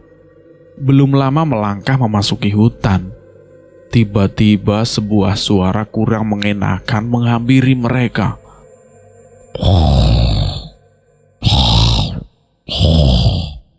Suara Rahman muncul tidak jauh dari tempat mereka berdiri. Aryo meruncingkan telinganya dan terus berjalan memimpin teman-temannya. Suara itu muncul lagi semakin jelas. "Yo, suara apa itu, yo?" tanya si Fajar yang berada di belakangnya. "Gak usah takut, jalan saja terus, jangan ada yang berhenti," seru si Aryo dengan agak kenceng agar semuanya teman-temannya mendengar. Aryo terus melangkahkan kakinya, menebas setiap ranting dan rumput liar yang menghalangi langkahnya dengan pisau sangkur yang dibawanya, sambil dibantu headlampnya yang mulai memudar cahayanya. "Untung saja aku bawa pisau ini," ucap Aryo dalam hati sambil menggenggam pisau seukuran sangkur di tangannya. Tiba-tiba Aryo berhenti. Semak belukar tinggi menghalangi langkahnya. Ia membabat setiap rumput di hadapannya. Tapi alangkah terkejutnya Aryo, di antara kabut yang masih berada di sekitarnya, ada sebuah bayangan besar menyambutnya di balik semak-semak itu. Bayangan yang memiliki ketinggian lebih dari 2 kali lipat tinggi badannya, lengkap dengan 2 tangan dan 2 kaki di tubuhnya. Matanya yang merah menyala, sangat jelas sedang memperhatikan keberadaan Aryo dan teman-temannya. Bayangan apa itu? Manusia apa hewan yang sebesar itu? Tapi matanya yang mengandalkan headlamp di kepalanya tidak terlalu jelas menangkapnya. Seketika Aryo memalingkan kepalanya dan memundurkan langkahnya. Fajar yang menyadari itu pun bertanya, "Kenapa lu, Yo?" Tiba-tiba Rahmat melangkahkan kakinya ke depan, menemani si Aryo yang sedang membuka jalan. "Apa yang terjadi, kita nggak usah takut. Sudahlah, kita kudu terus berikhtiar daripada harus mati di hutan ini. Mau kalian mati di hutan ini?" ucap si Aryo. Suaranya kencang memenuhi setiap sudut hutan. Fajar dan Yudi bingung melihat tingkah kedua temannya itu. Hal mistik memang bukan hal yang baru bagi Aryo, tapi berbeda jika ia melihatnya di hutan, karena disinilah tempat mereka, jauh dari hingar-bingar kota dan manusia. Jika dia salah sedikit saja di sini, bisa-bisa ia akan ikut dibawa mereka ke alamnya. Aryo menampar pipinya berulang kali sambil membisikkan suara di telinga dan hatinya sendiri. "Aku kudu wani, aku ora sepele, aku harus berani," ucap si Aryo untuk menguatkan batinnya sendiri.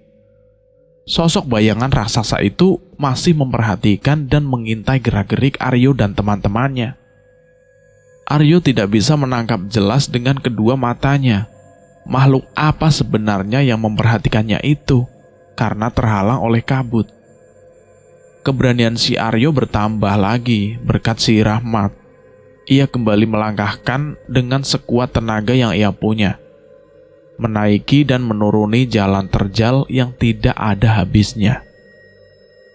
Di tengah jalan yang masih terjal dengan kemiringan lebih dari 30 derajat, dengan banyak semak-semak dan pepohonan di sekitarnya, tiba-tiba rintikan hujan datang, menghujani tanah yang mereka injak.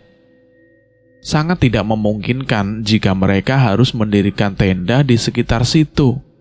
Situasi sudah sulit, bertambah sulit dengan adanya hujan ini. Di kejauhan, Aryo melihat semak-semak yang membentuk terowongan kecil dengan pohon tinggi melindungi di atasnya. Ia mengajak ketiga temannya itu untuk bergegas ke sana dan berlindung di bawahnya. "Ayo ke sana, kita berteduh di sana dulu saja sambil pakai flashlight. Siapkan flashlight di tasmu, Di." Aryo meminta Yudi itu mengambil flashlight di dalam carrier-nya. Hujan agak deras mengguyur hutan malam itu. Aryo dan ketiga temannya termenung di situ, merenungi bagaimana nasib mereka setelah ini. Waktu berjalan sangat lama kala itu, entah karena ketakutan yang membuat waktu berjalan lama, atau ada hal yang lain yang menyebabkannya. "Ya Tuhan, lindungilah kami berempat dengan segala kekuasaan dan keagungan-Mu. Semua yang ada di alam semesta ini adalah ciptaan-Mu ya Tuhan. Dan semua yang terjadi di dunia ini adalah atas kehendak-Mu. Hutan ini, gunung ini, dan segala makhluk yang ada di sini, semua milik-Mu. Dan Engkau yang menciptakan ya Tuhan. Aku berjanji akan menjadi hamba yang lebih taat lagi dalam beribadah kepadamu. Tuntun kami agar bisa keluar dari hutan ini. Ya Tuhan, berilah kami kesempatan ya Tuhan." Di antara gelap dan rimbunnya hutan, di antara hujan yang masih menghantam seluruh tanah di permukaan, Aryo terus bermunajat kepada Sang Pencipta, sampai tanpa ia sadari, air mata keluar dari matanya, menyesali semua dosa yang pernah ia lakukan. Bukankah sebuah kesombongan jika ada manusia yang berharap selamat dari keadaan susah seperti ini, tanpa memanjatkan doa kepada Tuhan? Ayo kita berdoa dulu sama-sama. Terserah mau bagaimana doamu. Sisipkan keselamatan agar kita bisa keluar dari sini dan bisa pulang dengan selamat, ucap si Aryo kepada ketiga temannya itu. Tak lama hujan reda. Seakan ini sebuah tanda jika Tuhan telah mendengar doa Aryo dan ketiga temannya itu. Ini kita jalan kemana lagi nih? Tanya si Aryo karena dia yang berada di paling depan. Tidak ada jawaban dari ketiga temannya itu. Ia lihat wajah ketiga temannya itu pun bingung dengan pertanyaan yang ia lontarkan. Sejak tadi, jalan yang mereka lalui itu naik turun punggungan dan lembahan yang tidak jelas kemana arahnya. Gimana kalau kita naik saja? Gunung kan bentuknya kerucut. Jika kita semakin ke atas, maka akan lebih sempit areanya. Dan kita bisa lebih mudah melihat arah jika berada di atas, usul si Rahmat seperti itu. Ke atas? Berarti kita lebih jauh dari arah pulang dong, ucap si Yudi. Tapi ya bener juga sih yang lo bilang. Fisik gimana? Aman semua? Tanya si Aryo. Masih. Mau gimana lagi juga yo? Daripada kita diem aja di sini, jawab si Yudi. Tanpa banyak bicara lagi, Aryo kembali mengambil langkah terdepan mencari jalan yang kiranya bisa dilalui 4 orang manusia. Lagi-lagi, bayangan hitam besar itu menyambutnya di depan. Kali ini Aryo dapat melihatnya dengan jelas. Matanya yang merah terus memperhatikannya. Taring tajamnya yang tumbuh dari dalam mulutnya bisa dilihat oleh Aryo dengan jelas. Tubuhnya yang dipenuhi bulu hitam pun semakin meyakinkan Aryo jika sosok yang mengikutinya sedari tadi adalah Genderuwo. Tapi kali ini, Aryo tetap melanjutkan langkahnya, tidak memperdulikan keberadaan Genderuwo itu. Aryo pikir dengan tidak memperdulikannya akan membuatnya pergi. Tapi bukannya pergi. Genderuwo itu malah berjalan mengikutinya dengan kakinya yang besar itu. Gak usah nengok ke belakang, seru si Aryo kepada teman-temannya. Emang kenapa? Nurut saja daripada lo semua dibawa setan di sini. Aryo pun mempercepat langkah, diikuti teman-temannya yang bersusah payah mengimbanginya. Suara nafas yang tersengal-sengal selalu mengiringi langkah mereka. Sampai di suatu tanjakan, Aryo kembali menghentikan langkahnya. Di depan banyak sekali dedemit yang menunggunya. Kali ini tidak hanya Aryo atau Rahmat yang menyadari keberadaannya. Untuk pertama kalinya, Fajar dan Yudi melihat dedemit di hutan itu. Dedemit itu muncul dari segala penjuru hutan, dari atas pohon, dari balik bebatuan, bahkan ada yang tiba-tiba muncul dari dalam tanah. Berbagai wujud pun bisa dilihat Aryo dan teman-temannya dengan mudah. Yang paling serem adalah sesosok makhluk yang berbadan dan berkepala manusia, tapi setengah badannya ke bawah berwujud kuda. Mungkin bagi orang-orang ini adalah hal yang tak masuk akal. Tapi semua ini benar-benar terjadi dan dialami oleh Aryo dan teman-temannya. Astagfirullahaladzim, apa itu? Teriak si Yudi. Fajar pun demikian. Ia terlihat berlindung di balik tubuh si Aryo. Kenapa lo, Jar? Tanya si Aryo basa-basi. Itu banyak sekali setannya. Udah dari tadi, Jar. Lo aja yang baru sadar. Udah, di sini dulu aja, sekalian istirahat, ajak si Aryo. Setelah cukup, Aryo kembali mengajak teman-temannya melanjutkan perjalanan. Ayo lanjut yuk, itu mereka masih di sana yo, ucap si Yudi. Berani nggak? Daripada terus di sini, kita bisa mati kedinginan dan kelaparan di sini, ujar si Aryo kepada si Yudi dan Fajar yang sangat ragu untuk melanjutkan. Cari jalan lain, lihat saja di sana. Hanya jalan ini yang paling mudah buat kita lewati. Gak ada jalan lain lagi, tambahnya. Seraya memperlihatkan jalan lain yang lebih sulit untuk mereka lewati. Di titik ini tidak ada lagi rasa takut dalam benak si Aryo. Tekadnya untuk bisa keluar dari hutan ini mengalahkan segala rasa takut yang ada pada dirinya. Segala jenis setan tidak akan membuatnya mundur menyerah, atau akan abadi di hutan ini selamanya. Sudahlah, kalian gak usah takut.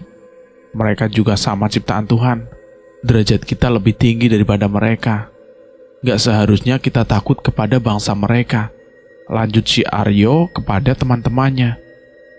Aku selalu padamu yo.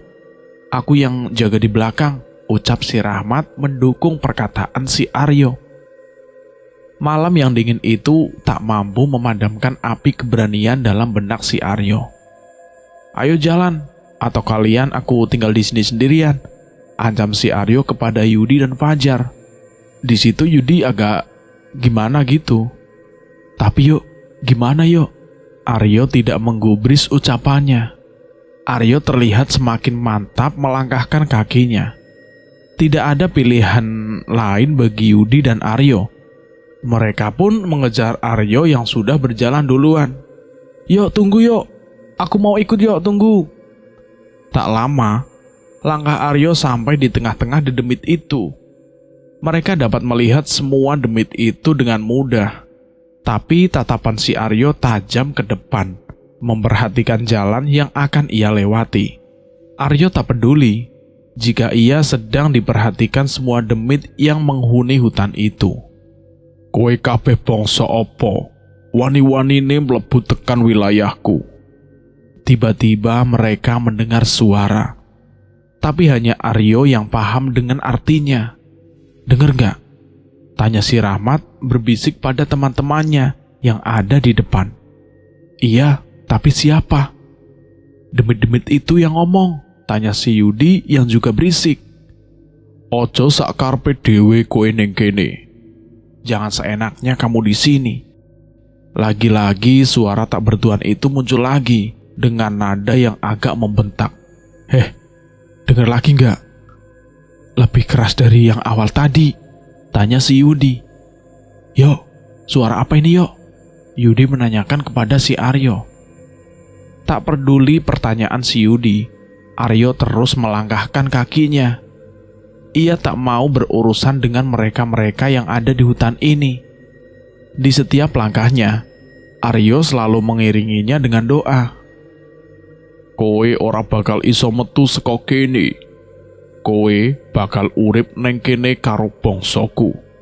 Suara misterius itu datang lagi. Katanya, kamu tidak bisa keluar dari sini. Kamu akan hidup di sini dengan bangsaku. Aryo menghentikan langkahnya dan berbisik kepada teman-temannya.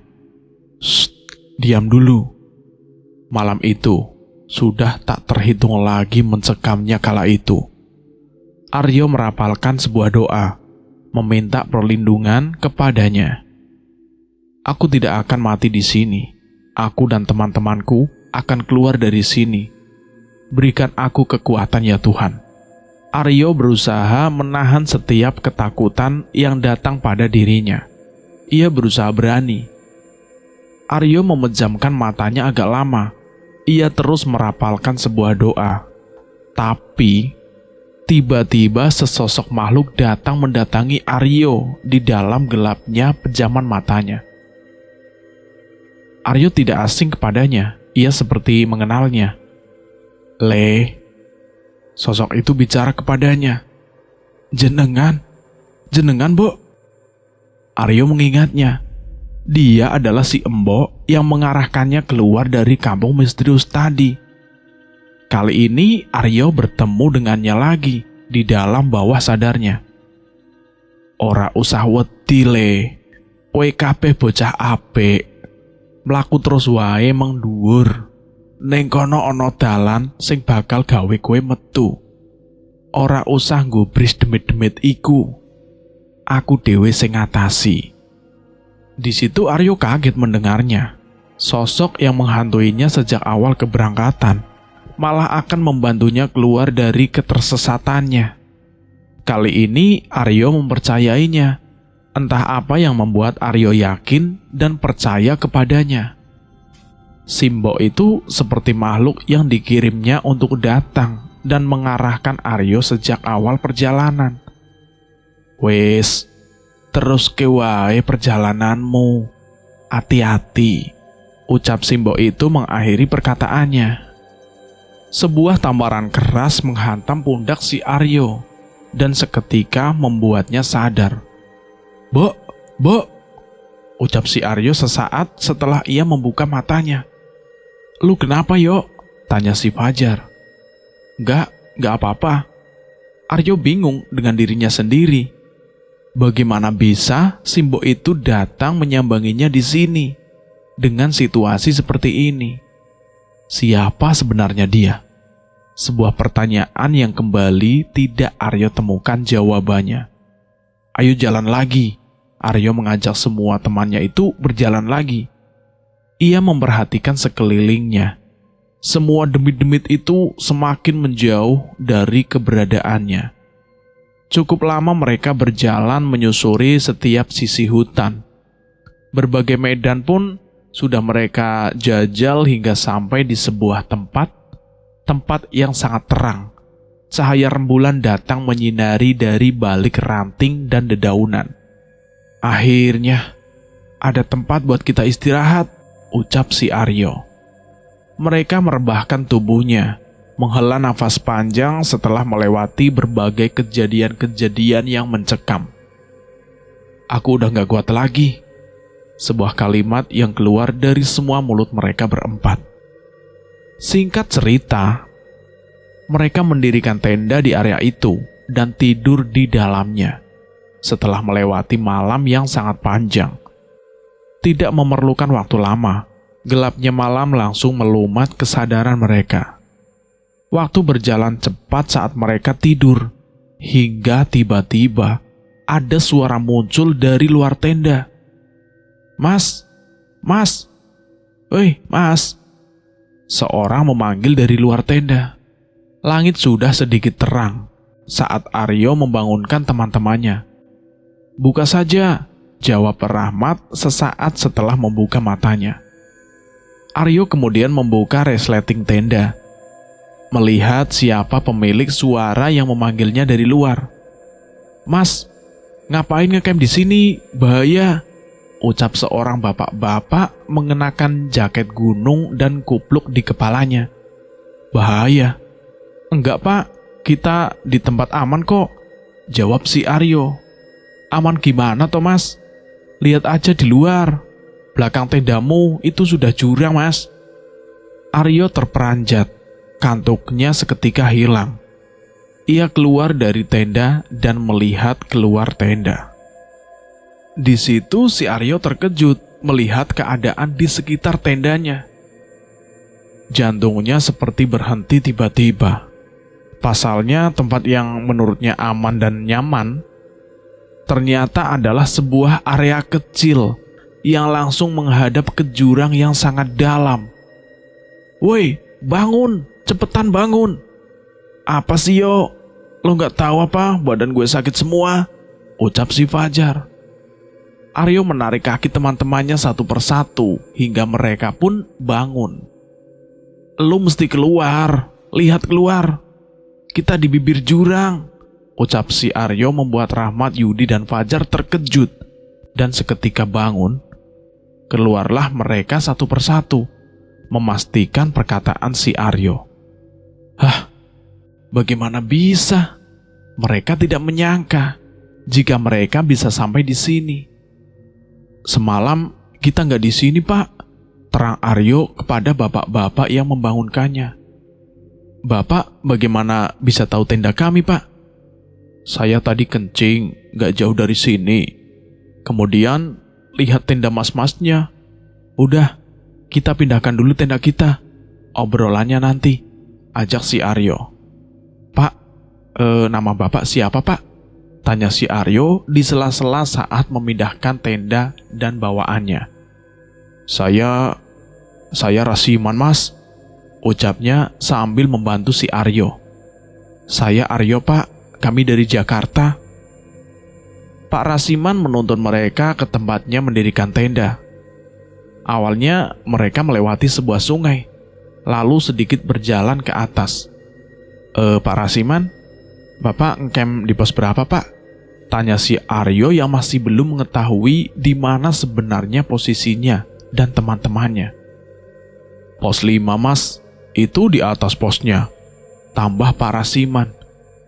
Mendengar jawaban Pak Rasiman, Aryo melihat raut wajah teman-temannya. Raut wajah mereka seperti orang kebingungan yang tak tahu arah. Di sana, Aryo melihat beberapa tenda yang berdiri, lengkap dengan para pemiliknya yang akan menuju puncak Gunung Slamet. Pemandangan ini, pemandangan yang ia nanti-nantikan dari semalam.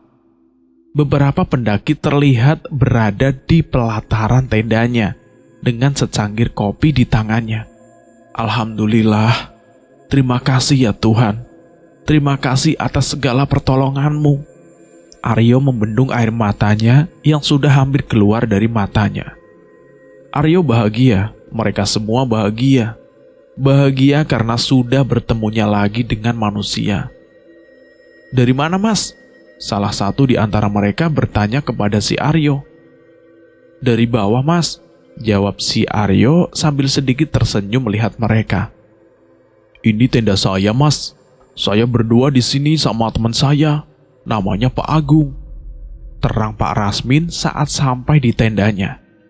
Tenda kalian dibangun di sini saja, masih kosong. Tambahnya sambil menunjukkan area kosong di samping tendanya. Aryo pun tidak menolak, begitupun dengan teman-temannya. Didirikannya lagi tendanya di samping tenda Pak Rasiman. Yo, ini jam berapa? Kok masih agak terang gini?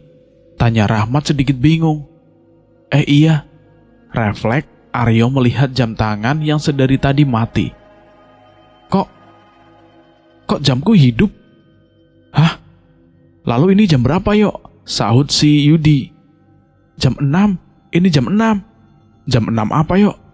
Rahmat yang ragu pun menghampiri si Aryo, melihat sendiri jam di tangan si Aryo. Rahmat diam mematung. Aryo menyuruh semua teman-temannya itu duduk diam sejenak, menetralkan segala kalut di pikirannya.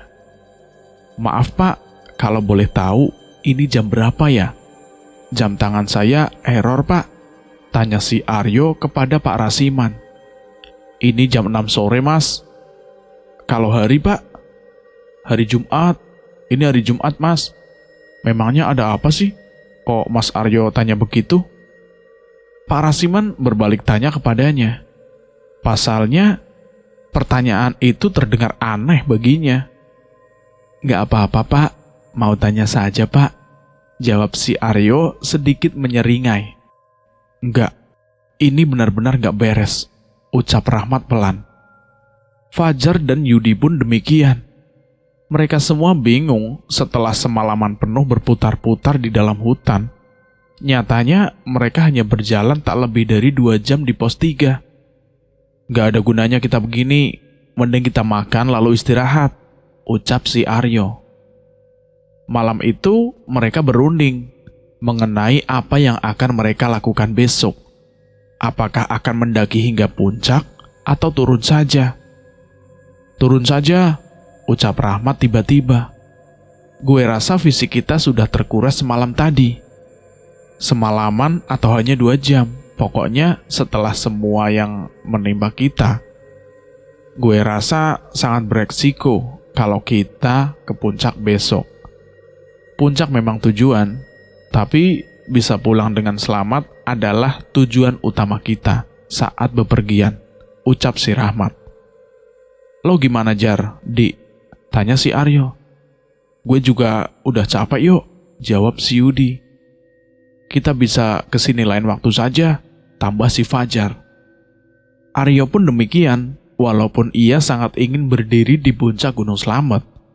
Tapi keselamatannya dan kesehatan teman-temannya adalah yang utama.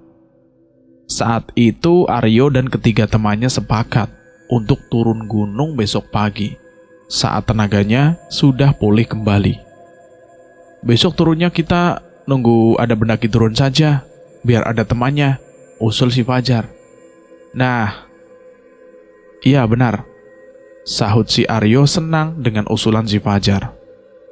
Malam itu mereka semua beristirahat, merebahkan segala lelah yang menghantui tubuhnya. Aryo menolak ajakan Pak Rasiman untuk mendaki ke puncak dini harinya. Ia mengatakan jika ia akan turun saja. Sempat ia ditanya kenapa tidak ke puncak, tapi Aryo menutup rapat-rapat alasannya dengan berdalih kalau badannya agak tidak sehat. Paginya, cahaya sang surya menghangatkan tenda berukuran 4 orang milik Aryo. Teriknya membangunkan Aryo dan semua teman-temannya dengan sengaja. Pagi itu perut mereka terasa sangat lapar, walau semalam sudah makan. Setelah sarapan yang kesiangan dan mengemasi barang-barang, mereka menunggu pendaki yang akan turun ke base camp. Benar saja, tak lama segerombolan pendaki nampak baru sampai di pos 5 setelah dari puncak. Ternyata di antara mereka ada Pak Rasiman dan Pak Agung. "Loh mas, kok belum turun?" tanya si Pak Rasiman. "Iya pak, lagi nunggu ada barengan," jawab si Aryo sedikit tertawa. "Ya sudah, kita bareng saja. Saya juga langsung packing, tadi sudah makan di atas," ucapnya Pak Rasiman. Aryo dan teman-temannya pun menerima dengan senang ajakan Pak Rasiman itu. Pagi yang sudah beranjak siang kala itu, Aryo serta teman-temannya turun gunung bersama dengan Pak Rasiman dan Pak Agung.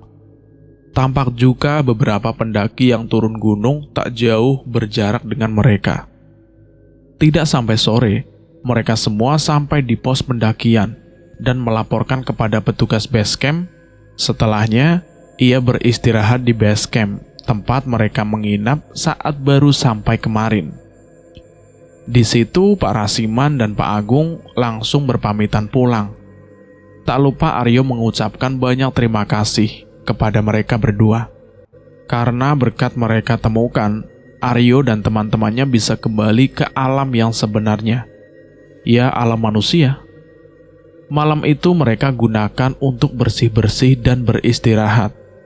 Bahagia, benar-benar bahagia, karena mereka bisa sampai di base camp lagi dengan selamat. Pagi datang. Kali ini Yudi bangun duluan. "Bangun woi, ayo kita pulang," teriak si Yudi membangunkan yang lainnya. Sebelum pulang, mereka sempatkan mandi dan mengisi perut yang masih saja terasa perih. Setelahnya, Yudi menghubungi Pak Sukron, memintanya mengantar lagi ke stasiun Purwokerto. "Gimana mas perjalanannya?" tanya Pak Sukron sesaat setelah mereka naik di mobilnya. "Aman pak, tapi kami nggak sampai puncak." "Loh, kenapa kok nggak sampai puncak toh?" "Agak kurang sehat pak." "Oh alah, ya sudah, nggak apa-apa. Kapan-kapan kesini lagi, nanti bapak antar lagi," ucap Pak Sukron. Saat perjalanan pulang, tak sedikit pun dari mereka membahas soal kejadian-kejadian pendakian kemarin sebelum sampai di rumah masing-masing. Setelah semuanya, Aryo, Rahmat, Yudi, dan Fajar kembali ke kehidupannya masing-masing. Sejak itu pula Rahmat dan Fajar menjadi teman dekat Aryo dan Yudi, dan menjadi teman perjalanan jika mereka akan melakukan pendakian lagi. Bagi Aryo, pengalaman ini menjadi pengalaman tersendiri baginya. Cerita ini pun selesai sampai di sini. Buat teman-teman yang belum mendengarkan episode sebelumnya, alangkah baiknya mendengarkan terlebih dahulu agar mengerti alur ceritanya. Terima kasih buat teman-teman yang sudah mendengarkan cerita ini sampai habis. Terima kasih juga buat yang sudah komen, yang sudah subscribe, yang sudah mendukung channel ini. Terima kasih semua.